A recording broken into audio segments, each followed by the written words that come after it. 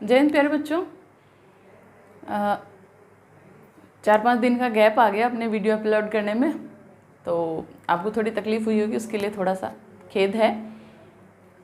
अपन अपना अगला topic start करते हैं। मत्स्य संसाधन पर चर्चा कर रहे थे अपन। मत्स्य संसाधन के जो प्राप्ति क्षेत्र हैं वहाँ तक अपन पढ़ चुके हैं।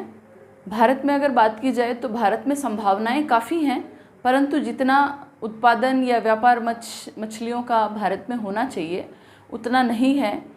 उसके लिए बहुत सी बातें जिम्मेदार हैं। आधुनिक तकनीकी का प्रयोग नहीं किया जाता, पूंजी की उपलब्धता नहीं है, या जो मछुआरे हैं जो मछली पकड़ने का काम करते हैं वो आधुनिक तरीकों का उपयोग नहीं करते, प्लस उनके लिए रहने की सुविधाएं नहीं हैं, या बाढ़ आने से या कुछ भी ऐसी प्राकृतिक या कृत्रिम आपदाएं ऐसी आती हैं जो मछुआरों के जीवन को प्रभावित करती हैं। और जब मछली पकड़ने का काम ही ढंग से नहीं होता तो उसके बाद में फिर मछली पकड़ना है, फिर उनको सुरक्षित रखना है, परिष्कृत करके रखना है और फिर उनका व्यापार करना है। तो ये सारी चीज़ें आपस में जुड़ी हुई हैं। तो अगर पहला चरण ही पूरा नहीं होता तो आगे के चरण तो बाद की बात है। तो कुछ ऐसे कार्य किए जाएं, जैसे मछली पकड़ने के लिए आधुनिक तरीकों का उपयोग किया जाए, या मछुआरों के रहन सहन की पूरी व्यवस्था की जाए, और उसके बाद में मछलियों को सुरक्षित रखने के लिए परिष्करण केंद्रों का निर्माण किया जाए, और उसके बाद में लोगों को प्रशिक्षण दिए जाएं मछली पकड़ने से लेकर मछली के व्यापार तक के। तो हो सकता है काफ़ी हद तक मत्स्य जो व्यापार है या मत्स्य उत्पादन जो है उसकी स्थिति भारत में काफ़ी मजबूत हो सकती है और बहुत अच्छा व्यापार का साधन बन सकता है मछलियाँ। तो अपन आज पढ़ते हैं कि क्या क्या ऐसे कार्य किए जाएं जो मत्स्य उत्पादन को बढ़ा सके। तो मत्स्य उत्पादन विकास के प्रयास क्या क्या हो सकते हैं। तो मछली पकड़ने और उत्पादन बढ़ाने के लिए विशेष प्रकार के मत्स्य क्षेत्र पोताश्रय बनाए जाएं या बनाए गए हैं। यानी कुछ ऐसे पोताश्रय बनाए जाएं जहां पे केवल मछली पकड़ने का कार्य ही किया जाए। मछली पकड़ने के लिए बड़ी नौकाओं का उपयोग किया जाए। छोटी नौकाएं ये नहीं कि समुद्र में वो तूफान से हिल डुल जाएं, हवा से हिल डुल जाएं। तो इस तरह से बड़ी नौकाएं जिनमें ज़्यादा मछुआरे बैठ सकें और अधिक मात्रा में मछलियां पकड़ के उसमें रखी जा सकें। तो इस तरह बड़ी नौकाओं का उपयोग किया जाना चाहिए मछली पकड़ने के लिए। मछलियों को सुरक्षित रखने के लिए शीत भंडार और परिष्करण केंद्रों तथा सुखाने की इकाइयों की स्थापना की जानी चाहिए। यानी मछलियाँ खराब नहीं हो, उनसे दुर्गंध नहीं आए, वो काफ़ी दिनों तक सुरक्षित रखी जा सके, इसके लिए शीत भंडार, परिष्करण केंद्र, और फिर उनको सुखाने के लिए, क्योंकि मछलियों को सुखा के कई सारी चूर्ण बनाए जाते हैं, दवाइयाँ बनाई जाती हैं, तो और उससे तेल निकाला जाता है। तो उसको सुखाने की जो इकाइयाँ हैं वो भी काफ़ी मात्रा में उनकी भी स्थापना की जानी चाहिए। मछुआरों को आधुनिक तरीकों से मछली पकड़ने का प्रशिक्षण देने के लिए प्रशिक्षण केंद्रों की स्थापना की जानी चाहिए। मछुआरे जो हैं वो आधुनिक तरीकों से मछली पकड़ें ताकि मत्स्य उत्पादन में बढ़ोतरी हो सके। तो इसके लिए खूब सारे प्रशिक्षण केंद्रों का, जो दक्षिण भारत हैं वहीं पे जैसे सागरीय तट हैं वहीं पे ये कार्य ज़्यादा होता है, तो वहाँ पे बहुत सारे प्रशिक्षण केंद्रों की स्थापना की जानी चाहिए। हुई भी हैं काफ़ी सारी। आपकी किताब में कई सारे प्रशिक्षण जो केंद्र हैं उनके नाम दे रखे हैं, मत्स्य पोताश्रय उनके नाम दे रखे हैं, आप उनको पढ़िए, उनको याद कीजिए वहाँ से। तो इस तरह से स्थापना इनकी होनी चाहिए। और ट्रॉलर की सहायता से नए मत्स्य क्षेत्रों की खोज की जानी चाहिए। मत्स्य क्षेत्र जहाँ मछलियाँ खूब हों ऐसे क्षेत्रों की खोज है वो की जानी चाहिए। अपन ने पीछे जो पढ़े वो 5 प्रकार के मत्स्य क्षेत्र थे, जैसे सागरीय तट है, नदियों के मुहाने पर हैं, मीठे पानी के हैं। वो तो उनके अंदर जो जो स्थान दिए गए हैं वो खोज के निकाले गए हैं। तो उनके अलावा भी खूब सारे ऐसे केंद्र हैं वो खोज के निकाले जाने चाहिए जहाँ पे मछलियाँ पकड़ने के जो केंद्र हैं, या खूब सारी मछलियाँ जहाँ पर पकड़ी जा सकें, जहाँ मत्स्य व्यापार को बढ़ावा मिल सके, ऐसे क्षेत्रों की खोज होनी चाहिए।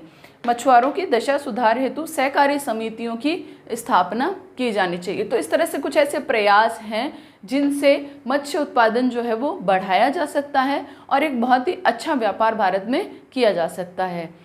अब आगे देखिए बच्चों, आगे अपन बात करते हैं कि भारत में कौन कौन से मत्स्य बंदरगाह हैं या मत्स्य उत्पत्ति क्षेत्र हैं। साथ ही अपन बात करेंगे भारत में इसका उत्पादन और व्यापार पिछले वर्षों में कितना रहा है।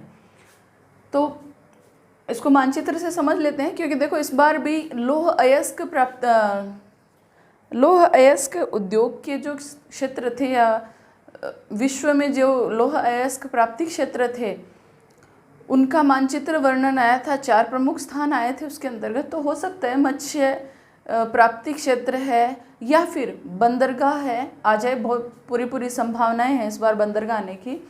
तो कोई भी 4 उसमें पूछे जा सकते हैं, जैसे मान लीजिए भारत में आ जाए या विश्व में आ जाए। तो विश्व में भी मुंबई है, चेन्नई है या विशाखापट्टनम है, ऐसी जगह क्या है विश्व में भी पूछी जा सकती हैं।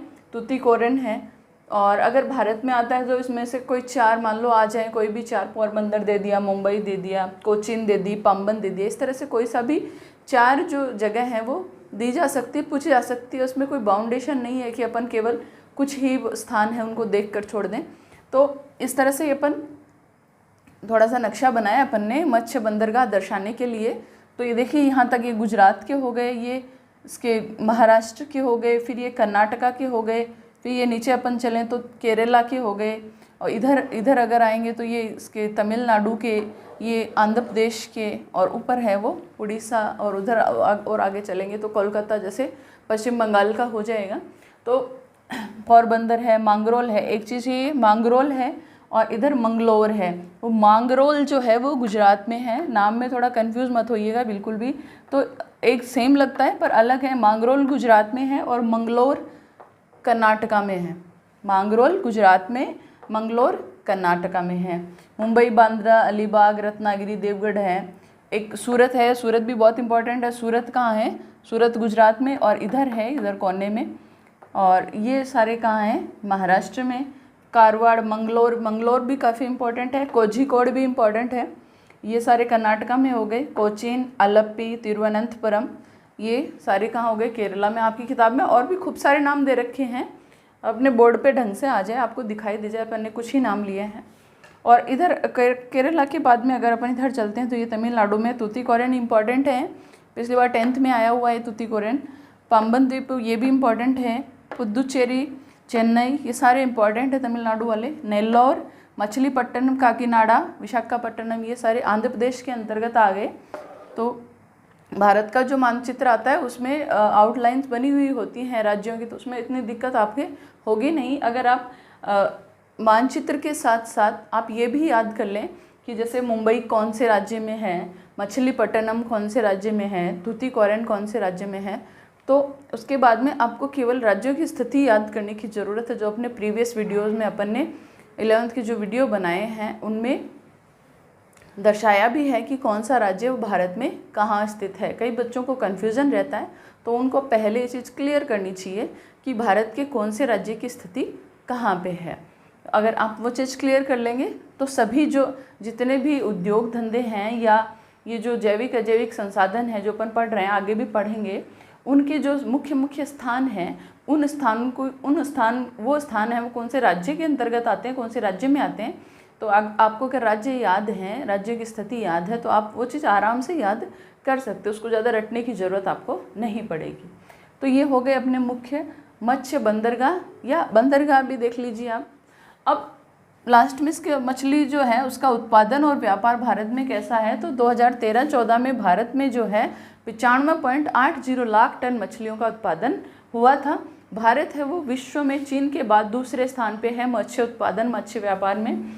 और यहाँ जो प्रमुख राज्य हैं, देखिए ये जो अपन ने बात करी बंदरगाहों की बात करी, अगर आपको राज्य याद हो गए तो आप यहाँ ये चीज़ आपको रटने की ज़रूरत नहीं पड़ेगी, क्योंकि प्रमुख मछली उत्पादक राज्यों में आंध्र प्रदेश, तमिलनाडु, केरला, पश्चिम बंगाल, महाराष्ट्र, उड़ीसा, कर्नाटक, ये सारे ही राज्य इसमें आएंगे। तो ये अपना टॉपिक हो गया कंप्लीट मत्स्य संसाधन। अब अपन आगे चर्चा करेंगे जल संसाधन पर। पशु संसाधन, वन संसाधन और मत्स्य संसाधन, तीनों जैविक संसाधनों के बाद अब अपन बात करेंगे अजैविक संसाधन जिनमें प्राण नहीं हैं। तो अजैविक संसाधनों के उदाहरण वैसे तो खूब सारे हैं, जल है, वायु है, खनिज है, पेट्रोलियम है, कोयला है। सारे के सारे संसाधन मनुष्य, पशु, वनस्पति को छोड़ के सारे के सारे किसमें आते हैं? अजैविक संसाधनों में। तो आप उदाहरण खूब सारे दे सकते हो इसके। अपनी जो किताब में अपन संसाधन पढ़ेंगे अजैविक के अंतर्गत, तो अजैविक संसाधनों में अपने पास 2 संसाधन दे रखे हैं यहाँ पे। एक तो जल संसाधन है और एक खनिज संसाधन है। तो अपन पहले पढ़ेंगे जल संसाधन। जैसा कि सब लोग जानते ही हैं, जल जो है वो जीवन के लिए वायु के बाद में दूसरा सबसे महत्वपूर्ण संसाधन है। अगर जल नहीं है तो जीवन की कल्पना नहीं की जा सकती। अपनी पृथ्वी पर जल बहुत ज़्यादा है, परंतु मनुष्य के लिए, प्राणियों के लिए, जंतुओं के लिए जो पीने योग्य पानी है, जीवन जीने के लिए जो पानी है, वो बहुत ही कम है, लगभग 3%, यानी 100 में से केवल तीसरा भाग 3% जो है वो ऐसा है जिसको अपन पी सकते हैं, जिसको अपन अन्य काम में ले सकते हैं, मुख्य पीने के लिए। अलवणीय जल जिसको बोलते हैं, क्योंकि लवणयुक्त जल जो है, सागरों का जल जो है, समुद्रों का जल है, वो पीने लायक नहीं है, क्योंकि उसमें नमक की मात्रा जो है वो बहुत अधिक है। तो केवल 3% ही जल पीने योग्य है, वो भी अपन व्यर्थ बहाते हैं, तो जल संसाधन है वो कहाँ से बचेगा। और जल जो संसाधन है वो अनव्यकरणीय संसाधन है, यानी एक बार खत्म हो गया तो उसकी दोबारा प्राप्ति संभव नहीं है, उसकी पुनर्स्थापना भी, प्रतिस्थापन भी उसका संभव नहीं, यानी कोई भी अन्य संसाधन उसकी जगह नहीं ले सकता। अपन पानी की जगह पानी ही पी सकते हैं, अगर अपने को उसकी जगह कोई घी दूध भी दे तो भी वो पानी की जगह नहीं ले सकते। यानी पानी है वो अमूल्य है, अनव्यकरणीय है। अतः हमसे जितना जल बचाया जा सके उतना हमें बचाने की कोशिश करनी चाहिए। तो अपन जल संसाधन के बारे में पढ़ें तो जल का उपयोग सभी को पता है किन किन कार्यों में होता है। पेयजल, दैनिक कार्य, कृषि, सिंचाई, उद्योग, परिवहन, विद्युत निर्माण आदि में कहाँ जल का उपयोग सब जगह होता है। पानी की मात्रा बहुत ही सीमित है। पानी प्राप्ति का मुख्य स्रोत क्या है? वर्षा है, और पृथ्वी पर 71% भाग पर जल है, परंतु पीने योग्य या अलवणीय जल कितना है? 3% ही है। तो भारत में जल संसाधन की उपलब्धता कैसे? भारत में 2 स्रोत हैं मुख्य जल संसाधन या जल प्राप्ति के। एक तो धरातलीय जल जो अपन नदियों, समुद्रों, झीलों आदि में देखते हैं, वो जो जल है वो क्या है? धरातलीय जल, यानी भूमि के ऊपर जो भी जल अपने को दिखाई दे रहा है वो सारा का सारा किस में आता है? धरातलीय जल के अंतर्गत। और दूसरा है भूमिगत जल, यानी भूमि के अंदर जो जल है वो क्या है? किसके अंतर्गत आता है? भूमिगत जल के अंतर्गत। तो ये 2 इम्पॉर्टेंट स्रोत हो गए, ये इम्पॉर्टेंट है। ये जितने भी अपन ने लाइनें लिखेंगे या लिखी हुई हैं वो सारी इम्पॉर्टेंट है, सभी आपको अच्छे से याद करनी है। भारत में जल प्राप्ति के 2 स्रोत हैं, धरातलीय जल और भूमिगत जल। जो भूमि के ऊपर दिख रहा है वो धरातलीय, जो भूमि के अंदर है वो भूमिगत जल। भारत में प्रति वर्ष लगभग 108 औसतन, अगर अपन औसत बात करें, क्योंकि वर्षा है वो अनियमित है, कहीं ज़्यादा है, असमान है, अनियमित तो है ही, उसके साथ असमान वितरण है वर्षा का, यानी कहीं पे ज़्यादा वर्षा होती है, कहीं पे बिल्कुल होती ही नहीं। तो अगर अपन औसत देखें तो लगभग 108 सेंटीमीटर लिखा हुआ है वर्षा होती है। भारत में वर्षण से, यानी वर्षा से भारत में कितना जल एकत्रित हो जाता है? 4000 घन किलोमीटर। ये भी इम्पॉर्टेंट है। भारत में वर्षा से 4000 घन किलोमीटर जल एकत्रित हो जाता है। अब वो जल किस किस काम में आता है या कौन कौन से रूप में अलग अलग हो जाता है? तो 4000 जो घन किलोमीटर जल है वो 1869 घन किलोमीटर तो किस में काम आता है? धरातलीय जल में, यानी ये जो नदी वगैरह है वहाँ मिल जाता है कितना? 1869 घन किलोमीटर। आयतन की इकाई है ये घन किलोमीटर, किलोमीटर पे क्यूब लगाते हैं तो 1869 घन किलोमीटर। उसके बाद में 1341 घन किलोमीटर, ये लिखा नहीं, सॉरी मैंने, 1341 या 1341 घन किलोमीटर जो जल है वो कहाँ हो जाता है? वाष्पीकरण, या तो ऊपर उड़ जाता है या मिट्टी में नमी के रूप में मिल जाता है, यानी ये जल जो है वो अपने काम में नहीं आता। 1341 घन किलोमीटर जल है वो काम में नहीं आता, वाष्पीकरण ऊपर उड़ जाता है या भूमि में नमी के रूप में मिल जाता है। अब उसके बाद में जो बचा हुआ 790 घन किलोमीटर पानी है वो ज़रूर अपने काम का है, वो भूमि द्वारा सोख लिया जाता है, भूमि के अंदर संचित रहता है भूमिगत जल के रूप में। 790 घन किलोमीटर जिसको अपन कुओं के माध्यम से निकालते हैं, तो ये 790 और ये 1869 घन किलोमीटर, ये जो टोटल पानी है ये अपन काम में लेते हैं किस रूप में? धरातलीय और भूमिगत जल के रूप में। तो ये बहुत ही इम्पॉर्टेंट चीज़ है। ये क्वेश्चन भी पूछा जा सकता है कि भारत में धरातलीय जल कितना है या भूमिगत जल कितना है, या वाष्पीकरण के माध्यम से जल है वो कितना काम में लिया जाता है। तो ये चीज़ काफ़ी इम्पोर्टेंट है। 4000 घन किलोमीटर जल है वो वर्षा से प्राप्त होता है। तो ये अभी मैंने बताया जैसे सारी लाइनें हैं वो काफ़ी इम्पोर्टेंट है। अब धरातलीय जल का उपयोग, यानी धरातलीय नदियाँ हैं, झीलें हैं, नहरें हैं, उनका पानी है वो किस रूप में उपयोग में लिया जाता है और कितना। तो 89% जो जल है, कौन सा, धरातल यानी भूमि के ऊपर वाला, वो जल है वो कृषि में काम में लिया जाता है। 9% है घरेलू काम जो है अपने दैनिक कार्य को उनमें काम में लिया जाता है। और 2% जो जल है वो उद्योगों में काम में लिया जाता है।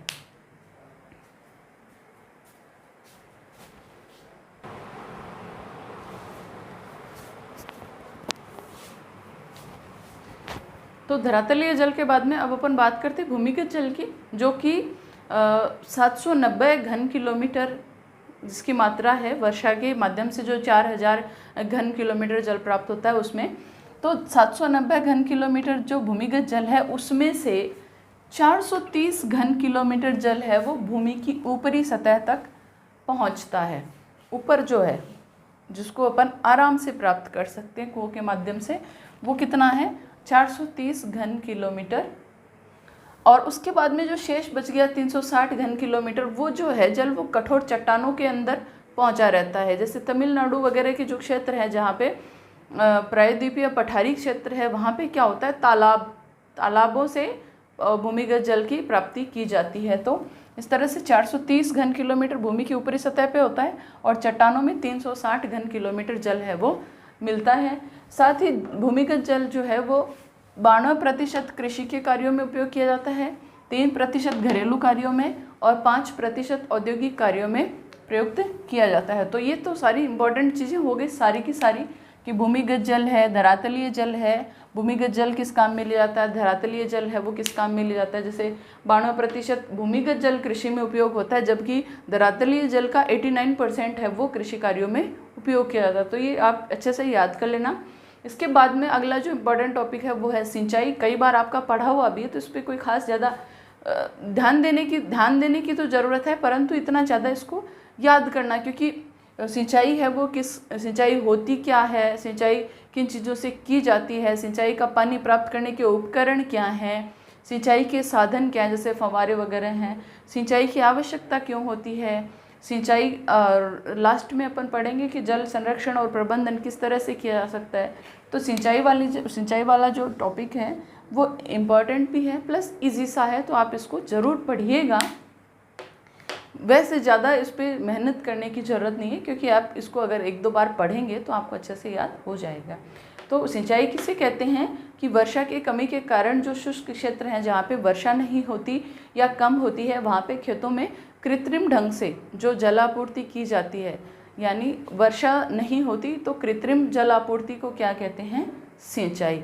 वर्षा नहीं होने के कारण कृत्रिम जलापूर्ति कृषि कार्यों के लिए वो क्या कहलाती है, सिंचाई कहलाती है। सिंचाई का जो जल है वो प्राप्त करने के जो उपकरण हैं वो कौन कौन से हैं, रहट, चड़स, ढेकुली, ये सारे पुराने उपकरण हैं जो पुराने समय में या अभी जो ऐसे क्षेत्र जहाँ पे नवीन तकनीकी का उपयोग नहीं किया जाता या संभव नहीं है, वहाँ पे इन्हीं पुरातन जो उपकरणों से सिंचाई का जल प्राप्त किया जाता है। और वर्तमान में डीजल पंप है, विद्युत पंप है, जैसे अपनी मोटर वगैरह हैं घरों में तो अपन उससे पानी खींचते हैं, इसी तरह के ये पंप हैं वो सिंचाई के लिए या सिंचाई का जल प्राप्त करने के लिए काम में लिए जाते हैं।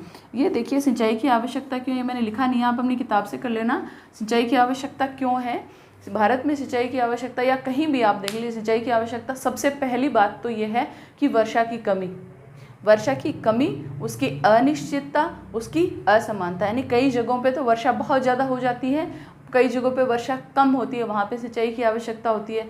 वर्षा की कमी सब जगह अगर है तो सिंचाई की आवश्यकता है। वर्षा की अनिश्चित, यानी बारिश मानसून आएगा या नहीं आएगा, तब सिंचाई की आवश्यकता कृषि कार्यों में बहुत अधिक पड़ती है। उसके बाद में आजकल जो कृषि तकनीकें हैं उनमें बहुत अधिक उत्पादन प्राप्त करना चाहते हैं तो उसके लिए जल की आवश्यकता होती है। कुछ ऐसे संकर उत्पादन ऐसा होता है कृषि में कुछ फसलों का, तो उन फसलों के उत्पादन के लिए, यानी कृषि संकर उत्पादन के लिए, उस फसल विशेष के उत्पादन के लिए बहुत अधिक आवश्यकता जल की होती है, या फिर समय समय पर उसको अगर जलापूर्ति नहीं होती तो वो उतना उत्पादन अपने को नहीं मिल पाता जिस उद्देश्य के लिए अपन उस फसल की बुआई करते हैं। तो इस तरह से सिंचाई की आवश्यकता है वो वर्तमान समय में बहुत अधिक है, क्योंकि वर्षा होती नहीं, पानी की पूर्ति होती नहीं कृषि में, और कृषि में अब ज़्यादातर संकर बीजों का उपयोग करने लग गए जिनके लिए पानी है वो टाइम टू टाइम बहुत अधिक आवश्यकता पानी की पड़ती है। तो इन कारणों से सिंचाई की आवश्यकता है वो बनी है। तो ये आप अपने बुक से पढ़ के कर लेना। तो ये 2 टॉपिक आप अच्छे से कर लेना। और उसके बाद में देखिए जल उपलब्धता ह्रास, यानी जल जो है वो उपलब्ध है, उसका उपलब्ध जितना है फिर भी उसकी कमी क्यों है। इसके 2 ही प्रमुख कारण हैं, बहुत ही प्रमुख कारण है। सबसे बड़ा तो है जनसंख्या वृद्धि, यानी जनसंख्या वृद्धि होती जा रही है, लोगों की मांग जितनी उनको जल की आवश्यकता है उतनी पूर्ति नहीं हो पाती, या कहीं पे पूर्ति हो रही है या कहीं पे पानी बहुत अधिक व्यर्थ बह रहा है। तो कुछ ऐसी जगह भी हैं जहाँ पे पानी पीने के लिए भी उपलब्ध नहीं है। तो उपलब्धता ह्रास क्यों हो रही है, उपलब्धता की कमी क्यों हो रही है, जनसंख्या वृद्धि उसका सबसे बड़ा कारण है। और दूसरा जो उसका मुख्य कारण है वो है जल प्रदूषण, यानी अगर जल उपलब्ध भी है तो वो प्रदूषित बहुत अधिक हो गया है। नदियों में आप देख सकते हो प्रदूषण इस कदर बढ़ गया है कि वहाँ जो पानी है वो पीने योग्य तो छोड़ो, अन्य जो जो अन्य कार्य हैं, जो नहाना तो नहीं चाहिए नदियों में, पर अन्य जो कार्य हैं जिनसे अपन सिंचाई वगैरह ये करें तो उसके लिए भी जल है वो उपलब्ध नहीं है, क्योंकि वो बहुत अधिक प्रदूषित हो चुका है। अब जल संरक्षण अपन किस तरह से कर सकते हैं, यानी प्रदूषित जल का उपयोग किस तरह से किया जा सकता है, या पूरी जो जनसंख्या है उसके लिए जल प्राप्ति कैसे हो सकती है। तो एक तो सबसे पहले तो जल प्रदूषण का निवारण होना चाहिए। वर्षा जल का संचयन बहुत इम्पॉर्टेंट है कि अगर आप बरसात का पानी इकट्ठा कर रहे हो तो आप आगे आने वाले समय के लिए पानी उपलब्ध करवा सकते हो, परंतु अपन सब जगह ऐसा है नहीं। आजकल तो क्या वर्षा जल का संचयन सब जगह होने लगा है, पर अभी भी कई ऐसी जगह हैं जहाँ पे वर्षा का जल है वो व्यर्थ बहता रहता है, उसके संचयन के लिए कोई भी उपयुक्त साधन नहीं है। तो वर्षा जल का संचयन होना ही चाहिए। और जल संभरण प्रबंधन, इसके अंतर्गत एक इम्पॉर्टेंट लाइन है आपकी नीरू मीरू। नीरू मीरू क्या है और ये कार्यक्रम जो है वो कौन से राज्य में या कौन से राज्य से संबंधित है, तो ये बहुत इम्पॉर्टेंट है, ये आया हुआ भी है। तो ये कहाँ है, आंध्र प्रदेश राज्य में शुरुआत इसकी की गई है। गाँवों में जो जल है वो उसकी पूर्ति कराने के लिए जो है जल संभरण प्रबंधन के अंतर्गत कई सारे कार्यक्रम चालू किए गए हैं। इसी में से एक आंध्र प्रदेश में शुरू किया गया जो जिसका नाम क्या है, नीरू मीरू। राजस्थान के लिए अपन पढ़ेंगे, वो अपन आगे राजस्थान के चैप्टर आएंगे उसके अंतर्गत अपन इसको विस्तार से पढ़ेंगे पूरा। अभी के लिए आपको ये याद रखना है कि नीरू मीरू जो है कार्यक्रम वो कौन से राज्य के लिए है, वो है आंध्र प्रदेश। और किससे संबंधित है तो आप बता सकते हैं जल संभरण प्रबंधन से। और जल का पुनर्चक्रण और पुनः उपयोग, यानी जल जो है उसका पुनर्चक्रण होना चाहिए। व्यर्थ जैसे अपन ने गाड़ी धोई तो वो जो जल है उसको अपन पोछा लगा रहे, नॉर्मल आप इसी को समझ सकते हो कि अपन पोछा लगा रहे, तो वो जो जल है वो पौधों के लिए काम में लिया जा सकता है, उसको फेंके नहीं, पौधों के लिए उसको काम में ले लें, या अन्य किसी काम में किसी भी काम में लिया जा सकता है उसको। या फिल्टर लगे हुए हैं रसोइयों में अपने, तो फिल्टर का जो व्यर्थ पानी आता है उसको व्यर्थ न बहा के उसको एकत्रित करके बर्तन साफ़ करने में ही दोबारा उसको काम में लिया जा सकता है। तो इस तरह से खूब सारे उपाय हैं जिनसे अपन जल उपलब्धता को निश्चित कर सकते हैं, जल का संरक्षण कर सकते हैं, जल का प्रबंधन कर सकते हैं, ताकि आगे आने वाली जो पीढ़ियां हैं वो जल संसाधन है वो उनके लिए पूर्ति होती रहे, उनके लिए उपलब्ध होता रहे। तो इस तरह से अपने ये जल संसाधन कंप्लीट हो गया। अब अपन करेंगे खनिज संसाधन।